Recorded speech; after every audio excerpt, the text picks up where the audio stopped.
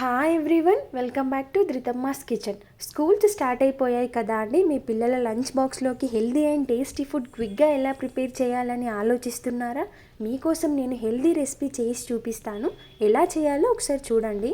Stove పైన cooker పెట్టి 1 table spoon oil, చిటికెడు జీలకర్ర, ఆవాలు, ఎండుమిర్చి, సన్నగా తరిగిన పచ్చిమిర్చి, ఉల్లిగడ్డ, 2 ఎల్లిపాయలను సన్నగా తరిగి వేసుకోండి. అవి కొంచెం ఫ్రై అయ్యాక చిటికెడు పసుపు వేసి కలుపుకోండి. నెక్స్ట్ ఒక 30 మినిట్స్ బిఫోర్ నానబెట్టుకున్న పెసరపప్పును వేసి మొత్తం అంతా కలిసేలా కలుపుకోండి. దాంతోపాటు కట్ చేసిన టమాటోస్ వేసి ఒక 2 మినిట్స్ ఫ్రై అయ్యాక సన్నగా కట్ చేసిన తోటకూరని 1 కప్ వేసుకోండి. తోటకూర కొంచెం మగ్గాక 1 కప్ రైస్ని యాడ్ చేసుకోండి.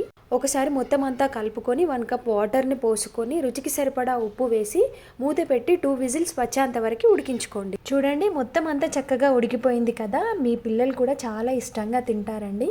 ఒకసారి మీరు కూడా ట్రై చేసి చూడండి. నా రెసిపీ కనుక మీకు నచ్చితే ప్లీజ్ నా ఛానల్ని సబ్స్క్రైబ్ చేసుకోండి. Thank you.